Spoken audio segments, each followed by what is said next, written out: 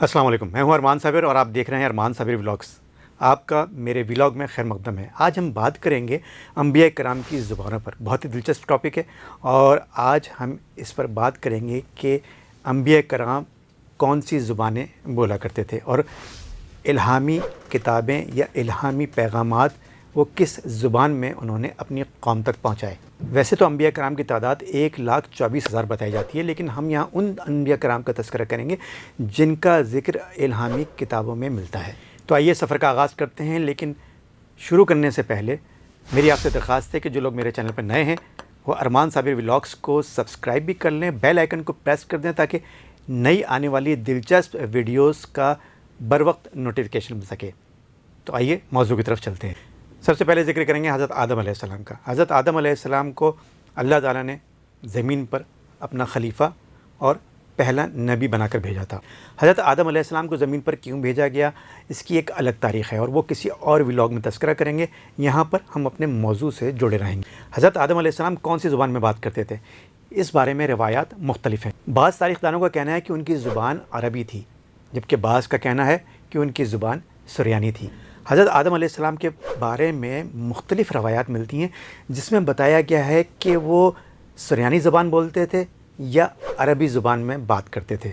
इसकी वजाहत मशहूर मुहद्दिस व मौर्रिख़ इब्न असाकिर ने यूँ बयान की है। अकरमा इब्न अब्बास से रवायत करता है कि हज़रत आदम अलैहिस्सलाम जब जन्नत में थे तो उनकी ज़ुबान अरबी थी और जब उन्होंने शजर ममनुआ से फल खाया तो उनकी ज़ुबान जो अरबी थी वो उनसे सल्ब कर ली गई और उन्हें सुरयानी ज़बान दे दी गई, और जब उनकी तौबा कबूल हुई तो उन्हें अरबी ज़बान भी वापस कर दी गई। अब बात करते हैं हज़रत इदरीस अलैहिस्सलाम की।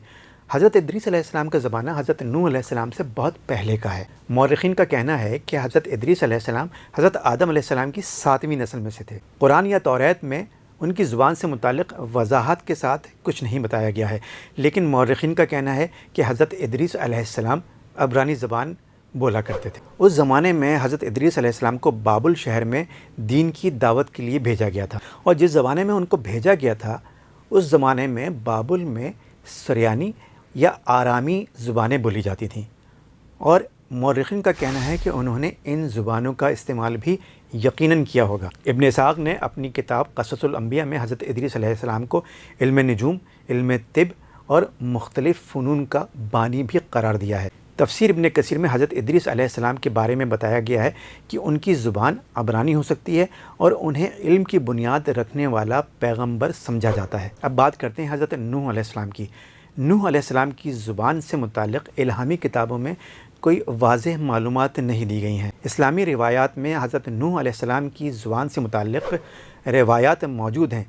उन्हें असनादी हैसियत हासिल नहीं, लेकिन फिर भी उनको तारीख़ी एतबार से उन पर यकीन किया जा सकता है।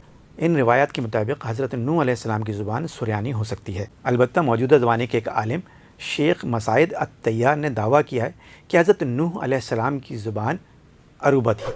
आपने अपने दावे के सबूत में जो दलाइल दिए हैं उसके मुताबिक जो उस ज़माने में जो बुत थे जिनकी पूजा की जाती थी उनके नाम यगूक़, यगूक़ और नस्र थे, और ये तमाम नाम अरबी ज़बान के नाम हैं। शेख मसाइद अत-तैयार ने अरूबा ज़बान के बारे में कहा कि ये अरबी ज़बान थी और इससे मुख्तलिफ़ लहजे निकले हैं, और वो लहजे आज भी जज़ीरा नुमा अरब के मुख्तलिफ़ इलाक़ों में बोले जाते हैं। अब बात करते हैं हज़रत इब्राहीम अलैहिस्सलाम की। हज़रत इब्राहीम अलैहिस्सलाम से मुताल्लिक़ मौर्रिख़ीन का कहना है कि वो इब्तिदाई दिनों में आरामी ज़ुबान बोला करते थे, लेकिन जब उन्होंने कनान की तरफ हिजरत की, जिसको अब फ़लस्तीन कहा जाता है, तो वो उन्होंने अबरानी ज़बान अपना ली। तौरात में हज़रत इब्राहीम अलैहिस्सलाम को अबरानी कहा गया है, और बाज़ मकामात पर तो उनको अबरानियों का जद्द अमजद भी कहा गया है। तारीख़ में यह भी आता है कि जब हज़रत इब्राहीम अलैहिस्सलाम हज़रत इस्माईल अलैहिस्सलाम के पास होते थे तो अरबी में बात किया करते थे। अब तज़किरा करेंगे हज़रत इब्राहीम अलैहिस्सलाम के बेटों हज़रत इस्माईल अलैहिस्सलाम और हज़रत इसहाक़ अलैहिस्सलाम का। हज़रत इस्माईल अलैहिस्सलाम चूँकि मक्का में थे और मक्का में पले बढ़े थे तो वो अरबी ज़ुबान बोलते थे, जबकि हज़रत इसहाक़ अलैहिस्सलाम मुल्क फ़लस्तीन में थे तो वहाँ पर अबरानी ज़ुबान बोली जाती थी। हज़रत इस्माईल अलैहिस्सलाम को अरबों का जद्द अमजद भी कहा जाता है और उन्होंने अपना पैगाम भी अरबी ज़ुबान में ही पहुँचाया था। اب اسحاق علیہ السلام سے اگر آگے چلتے ہیں تو اسحاق علیہ السلام کی نسل میں حضرت ابراہیم علیہ السلام سے جو حضرت اسحاق علیہ السلام کی نسل تھی اس میں کئی پیغمبر گزرے ہیں۔ ان میں حضرت اسحاق علیہ السلام کے صاحبزادے حضرت یعقوب علیہ السلام کی زبان بھی عبرانی تھی۔ حضرت یعقوب علیہ السلام کو اسرائیل کے نام سے بھی جانا جاتا ہے، اور یہی وجہ ہے کہ ان کی اولاد کو بنی اسرائیل کے نام سے پکارا گیا ہے۔ ان کی نسل میں انبیاء کی ایک طویل تاریخ ہے، جن میں حضرت یوسف علیہ السلام، حضرت داؤد علیہ السلام، حضرت سلیمان علیہ السلام، حضرت موسیٰ علیہ السلام اور دیگر انبیاء شامل ہیں۔ اب بات کریں گے حضرت داؤد علیہ السلام اور حضرت سلیمان علیہ السلام کی۔ حضرت داؤد علیہ السلام بھی بنی اسرائیل میں سے تھے، اور بنی اسرائیل میں ہونے کی وجہ سے ان کی زبان بھی عبرانی تھی۔ حضرت داؤد علیہ السلام پہ جو الہامی کتاب نازل کی گئی تھی وہ زبور تھی، اور زبور بھی عبرانی زبان میں تھی۔ حضرت داؤد علیہ السلام اپنے وقت کے بادشاہ بھی تھے۔ حضرت داؤد علیہ السلام کے بعد حضرت سلیمان علیہ السلام بادشاہ بنے تھے، اور وہ نبوت کے مرتبے پر بھی فائز ہوئے تھے۔ جہاں تک ان کی زبان کا تعلق ہے تو ان کی زبان بھی عبرانی زبان تھی، لیکن اللہ تعالیٰ نے انہیں زبانوں کا ایک منفرد علم دیا تھا۔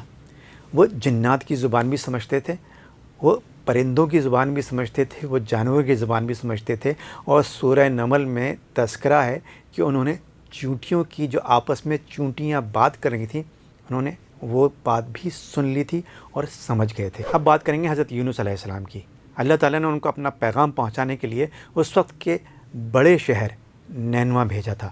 نینوا شہر اس وقت کا ایک بڑا شہر تھا جو اس وقت موصل کہلاتا ہے، جو عراق میں واقع ہے۔ جس زمانے میں حضرت یونس علیہ السلام کو نینوا بھیجا گیا تھا، اس زمانے میں وہاں پر آرامی زبان بولی جاتی تھی۔ آرامی زبان اس زمانے میں مشرق وسطیٰ کی ایک بڑی زبان تھی اور مختلف علاقوں میں بولی جاتی تھی۔ قرآن کریم میں حضرت یونس علیہ السلام کے قصے کو بیان کیا گیا ہے، لیکن ان کی زبان کا براہ راست ذکر نہیں کیا گیا۔ تاہم تاریخی روایات اور تفاسیر اس بات کی نشاندہی کرتی ہیں کہ حضرت یونس علیہ السلام اس زمانے میں آرامی زبان ہی میں بات کرتے تھے، اور انہوں نے اپنا پیغام بھی، جو اللہ تعالیٰ کا پیغام تھا، انہوں نے آرامی زبان میں لوگوں تک پہنچایا تھا۔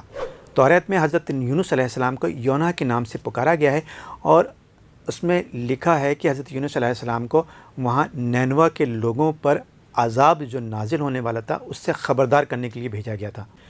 توریت کے مورخین اور علماء کا بھی یہی خیال ہے کہ ان کی زبان، یعنی کہ حضرت یونس علیہ السلام کی زبان آرامی تھی۔ اب بات کریں گے حضرت موسیٰ علیہ السلام کی۔ موسیٰ علیہ السلام کی پرورش مصر میں ہوئی تھی، اور مصر میں بھی فرعون کے محل میں، جہاں پر مصری زبان بولی جاتی تھی، جسے کاپٹک لینگویج بولتے ہیں۔ حضرت موسیٰ علیہ السلام کی پرورش فرعون کے محل میں ہوئی تھی۔ اس کا تذکرہ قرآن مجید کی سورت نمبر 28 اور آیت نمبر 14 میں بھی آیا ہے۔ اس سے ظاہر یہ ہوتا ہے کہ حضرت موسیٰ علیہ السلام کو مصری زبان آتی تھی، کیونکہ یہ سلطنت کی زبان تھی اور دربار کی زبان تھی۔ حضرت موسیٰ علیہ السلام بنی اسرائیل سے تعلق رکھتے تھے، اور بنی اسرائیل کی زبان عبرانی تھی، اور حضرت موسیٰ علیہ السلام کو عبرانی زبان پر بھی عبور حاصل تھا۔ حضرت موسیٰ علیہ السلام کو توریت دی گئی تھی، اور توریت بھی عبرانی زبان میں ہی نازل کی گئی تھی۔ حضرت موسیٰ علیہ السلام نے اپنی قوم کو بھی عبرانی زبان میں ہی تعلیم دی تھی۔ عبرانیوں کی مستند کتاب تلمود میں لکھا ہے کہ حضرت موسیٰ علیہ السلام عبرانی زبان کے علاوہ مصری زبان بھی بولا کرتے تھے، کیونکہ ان کا زندگی کا ایک بڑا حصہ مصر میں گزرا تھا۔ اب بات کریں گے حضرت عیسیٰ علیہ السلام کی۔ حضرت عیسیٰ علیہ السلام کی زبان ارامائک تھی، یعنی کہ آرامی تھی، اور اس وقت فلسطین میں اور ارد گرد کے علاقوں میں آرامی زبان بہت زیادہ بولی جاتی تھی اور مقبول زبان تھی۔ حضرت عیسیٰ علیہ السلام پر اللہ تعالیٰ نے انجیل اتاری تھی، اور انجیل میں مختلف مقامات پر آرامی زبان کے نسخے موجود ہیں۔ حضرت عیسیٰ علیہ السلام کو بنی اسرائیل کی طرف رسول بنا کر بھیجا گیا تھا، اور بنی اسرائیل کی لینگویج یا زبان عبرانی زبان تھی۔ توریت اور مقدس کتابوں کے متن بھی عبرانی میں تھے، اس لیے مذہبی تعلیمات اور دعاؤں کے لیے حضرت عیسیٰ علیہ السلام بھی عبرانی زبان کا استعمال کیا کرتے تھے۔ مورخین کا کہنا ہے کہ حضرت عیسیٰ علیہ السلام کے زمانے میں فلسطین میں یونانی زبان سرکاری اور کاروباری حلقوں میں بولی جاتی تھی، اور حضرت عیسیٰ علیہ السلام نے اللہ کا پیغام پہنچانے کے لیے یونانی زبان کا بھی استعمال کیا تھا۔